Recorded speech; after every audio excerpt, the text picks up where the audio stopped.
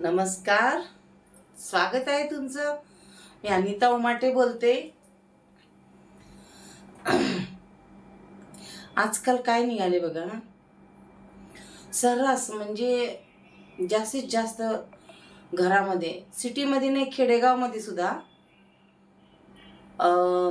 रोजच्या जीवनामध्ये अगोदरच्या काळात कसं होतं, साडी, ब्लाऊज आणि व्यवस्थित आवरून, कपाळाला टिकली, कानातलं घालून, हातात बांगड्या घालून, वेणी घालून, नवरा कामावर न्यायच्या पुढं मस्त बायका बसायच्या नटून ठटून आवरून वगैरे सगळं. मग नवरा कामावरून आल्यावर छान वाटायचं बायकोला बघून, कपाळात टिकली बिकली, कानातलं घालून मस्त, आणि खुश व्हायचा तो. म्हणजे थकून येणार तो, कामावर येणार, आल्या आल्या आपल्या बायकोला छान फ्रेश राहिलेलं बघितलं तर बरं वाटणार त्याला. आजकाल काय झालंय, आजकालची पिढी, तरुण पिढी, जेव्हा पुरुष कामावर येतो संध्याकाळी, आल्यानंतर आपली बायको त्यांना टी शर्ट आणि निकरमध्ये दिसते असं त्यांचं म्हणणं आहे. क्या है, जब मैं शाम को आता हूँ थके काम से, तू तेरे कपाळावर टिकली नाही, कानातलं एवढंसं घातलेलं, साडी नाही नेसलेली तू, टी शर्ट आणि क्या निकर पहनकर बैठी है तू, अच्छा लगता है क्या तुझे? अरे मैं थक चुका हूँ ये देख देख कर, क्या है ये, ऐसा क्यों रहती है? असं आताचे पुरुष रोज बघून बघून बघून त्यांना आता हे व्हायला लागले. मी काय स्वप्न बघितलं होतं की माझी बायको लग्नामध्ये जशी सजलेली असणार तशीच राहायला पाहिजे. मग ती म्हणती मी काय इतना सज धज कर घर में रहूं क्या? ऐसा कौन बोलता है? थोड़ा सा टचअप करना, कान में के डालना, टिकली लगाना, हाथ में बांगड्या भरायचं हातामध्ये, गळ्यामध्ये काय नसतं हो. आजकालच्या मुलींच्या गळ्यामध्ये तुम्हाला सांगते मंगळसूत्र नसतं, मंगळसूत्र नसतं. काय तर म्हणे जीन पॅन्ट घातल्यावर कपाळाला टिकली लावायची नाही, मंगळसूत्र घालायचं नाही म्हणे, हातात बांगडी तर लांबचीच गोष्ट राहिली. कुठे गेली आपली संस्कृती, कुठे गेला आपलं महाराष्ट्र, भारत? आजकाल अंगावर टी शर्ट आणि एवढ्या एवढ्याशा चड्ड्या दिसायला लागल्यात. अक्षरशः ती पोरं कामावर नाना म्हणाले, क्या है टी शर्ट और निकर में बैठती हो तुम, अच्छा नहीं लगता हो देखने में, थक चुका हूं मैं ये देख देख के. सलवार सूट पहनो, ड्रेस घाला, तुम्ही सलवार ड्रेस घाला, छान वाटतं. ये दिन देखने के अभी रह गए थे. म्हणजे आता मुलं सुद्धा कंटाळलेत आपल्या बायकोला टी शर्ट मध्ये आणि छोट्याशा चड्डीमध्ये बघायला. काहींच्या घरामध्ये बघा इतकी छोटीशी हाफ पॅन्ट असती ना, एवढीच असती. घरामध्ये दीर असते, घरामध्ये भाऊ असते, तरुण पाहुणे रावळे येतात, तशाच त्या चड्ड्यावर पोरी फिरत असतात.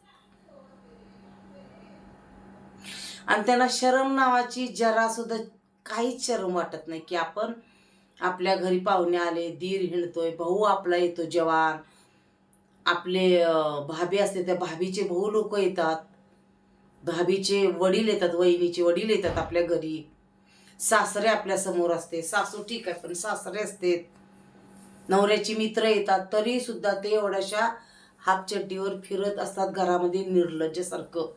म्हणजे त्यांना काहीच वाटत नाही. आपल्या उघड्या मांड्या दिसते तर ते दाखवायचं, शरीर जे दाखवायचं ते दाखवा. शरीर दाखवण्यासाठी नाही ठेवलेलं, त्याच्यासाठी आपल्याला कपडे ठेवलेत अंगावर देवानी. हे कापड तयार केलेलं आहे, त्याच्यासाठी कापूस लावतात है ना, शेतामध्ये कापसाची निर्मिती केली देवानी तुमच्यासाठी, कपडे अंगभर मिळावा म्हणून.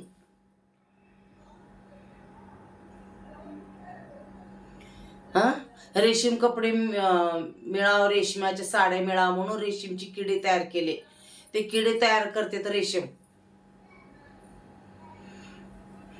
शेवटी एक ना एक दिवस हे होणारच होतं. आता एका जेंट्सचं असं म्हणणं आलंय, मी जेव्हा कामावर नेत होतो टी शर्ट हे निकर म्हणला, अक्षरशः तो चड्डी पण हाफ पॅन्ट पण बदला नहीं तो. क्या ये टी शर्ट और निकर पर बैठी रहती हो मैं? माथे पे बिंदी नहीं, गले में मंगलसूत्र नहीं, कान में का कुछ पहना नहीं, हाथ में कंगन नहीं तेरे, क्या रहती है तो कैसा दिखता है ये? जब मैं काम से थका आता हूँ तो तू फ्रेश रहना चाहिए, थोड़ा तो सज धज के रहना चाहिए, सलवार सूट पहन तू, ऐसा नहीं कि रोज साड़ी ही पहनना चाहिए, है ना? ड्रेस घाला तुम्ही, गरज आहे का काय टी शर्ट असं हाफ पॅन्ट घालायची असं म्हणतात. आणि सर्रास बघायला मिळते बघा आजकालच्या मुली टी शर्ट आणि हाफ पॅन्ट हिंडत असतात. अक्षरशः त्या हाफ चड्डीवर दुकानला सुद्धा जातात, ते बाहेर भाजी आणायला सुद्धा जातात हाफ पॅन्टवर.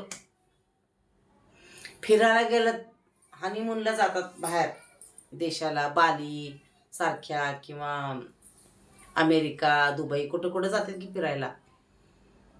तर तिथं गेल्यानंतर त्यांना काय वाटतं की काय की एवढी छोटी हाफ पॅन्ट घालून फोटो व्हिडिओ काढते, तर त्यांना जरा सुद्धा शरम लाज काही वाटत नाही की हे फोटो आपल्याला भावाला दाखवते, दिराला दाखवते, शेजारी पाजारीला दाखवते, मित्रांना दाखवते, शेअर करते. बघा मी हाफ चड्डी घातली, फिरायला आले कुठल्या देशाला, दुबईला, आणि बघा मी किती छान दिसते. तुझ्या नवऱ्याला फक्त दाखवायचं असते, तुझं नवरा छान म्हणलं की बाद झालं, दुसऱ्याला दाखवायची काय गरज आहे. आणि इतका अतिशक्तपणा करतात की माझ्यासारखं कोणीच नाही आहे. घरामध्ये स्वच्छतेकडे आजकालच्या पोरींचं लक्ष नसतं, सगळं आणून विकत खायचं. स्वयंपाकाचा कंटाळा, लेकर सांभाळायचा कंटाळा, एक नाही तर 2 मुलं, ते पण मुश्किलने. एकच मुलं असतं बघा तुम्ही. शिक्षण लय महागाचं आहे म्हणे. तुम्ही महागाच्या शिक्षणात घालतात कशाला ना, साधं शिकवा मराठी शाळेमध्ये. ती पण शाळाच आहे ना, सरकारने तुम्हाला फ्री काढलेलंच आहे शिक्षण. अमेरिकेला आहे का बघा बरं तसं, शिक्षण फ्री आहे त्यांना. इथं तुम्ही शिक्षण पैसे देऊन शिकवताय, करोडो रुपये तुमचे मुलगा मोठा होईपर्यंत महिन्याला 1-1 लाख रुपये, म्हणजे बघा किती झाले. 10 वर्षाचेच किती झाले, 10 लाख झाले. तुम्ही त्यांना 20 वर्ष शिकवलं तर 20 लाख रुपये त्याचे झाले फक्त शिक्षणाचे. आणि परत कॉलेजला फी वगैरे भरायचं तर तिथं 10-10 लाख फी भरायची. तुम्ही असं शिक्षण देताच कसं ना त्यांना? एवढे पैसे देऊन शिक्षण करायची काय गरज आहे का? नाही. इंग्लिश मिडियम पाहिजे आम्हाला, आम्ही शिकवणार इंग्लिश मिडियम. आमची ऐपत आहे, तुमच्या काळी नव्हतं तसं, म्हणून तुम्ही तसा विचार करता. आमच्या काळी तसं नव्हतं, पण आमच्या काळी असं पण नव्हतं की असे छोटे छोटे कपडे घालत होतो आम्ही. साड्या असणार आम्हाला, सूट असणार, ड्रेस असणार, असं तर नव्हतंच. अरे आम्ही किचनमध्ये असलं तर बाहेर कोण पाहुणे रावळे आले तर आमच्या घरातले दीर म्हणा, सासरा म्हणा, नवरा पाणी द्यायला जायचे. सासूबाई असते तर आमची जेवायला वगैरे वाढायचे. अगोदरची सुना बाहेर पण येत नव्हत्या. ती तर जाऊ दे, ते तर झालं गेलं. आजकाल काय राहिलं नाही असं म्हणतात. ही माणसांनीच बदल केलेला आहे की नका एवढं पडद्याच्या मागं नका राहू, एवढं गोशामध्ये राहू नका. अगोदरच्या काळी गोशा होता. गोशा म्हणजे वलगट पांघरायची, हे असं असं वलगट हे असते की ओढणी, अशी पांघरायची ओढणी, आणि हे असं टाकायचं वलगट, आणि हे पूर्ण इकडं अंग भरून, हे अंग भरून, याला म्हणतात वलगट.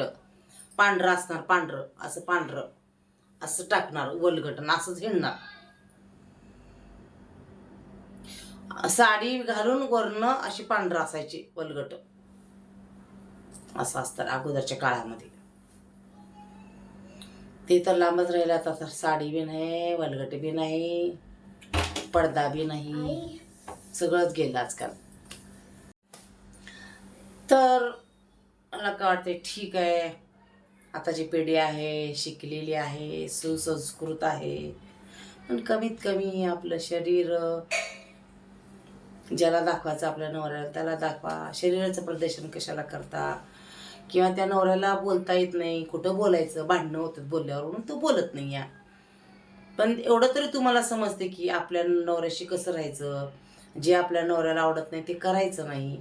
आणि काय गरजच नाही ना तुम्हाला करायची. एखाद्या नवऱ्याला आवडत नाही या तुम्ही टी शर्ट घातलेलं, हाफ पॅन्ट घातलेलं, घालू नका.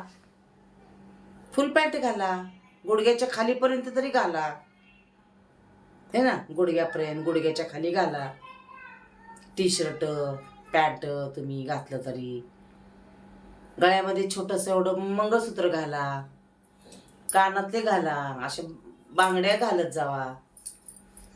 कशासाठी दिलं ह्याचं पण काय तर शरीरावर आपल्या हे असते ना, प्रभाव पडते याचा. म्हणून पूर्ण स्त्रीला बांधून ठेवलेलं आहे बघा. टिकलीपासून इथं बघा हे सोडतात, असं बिंदिया सोडतात. आपल्याला कानातलं घालावं लागतंय, नाकातलं घालावं लागतंय, गळ्यातलं घालावं लागतंय, बांगड्या घालावं लागतात, अंगठ्या घालवते, पायात जोडवा, पैंजण सगळं घालावं लागतं आपल्याला.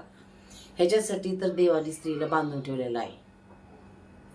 चला मग, तुम्हाला व्हिडिओ आवडला असेल तर नक्की सबस्क्राईब करा आणि लाईक करा.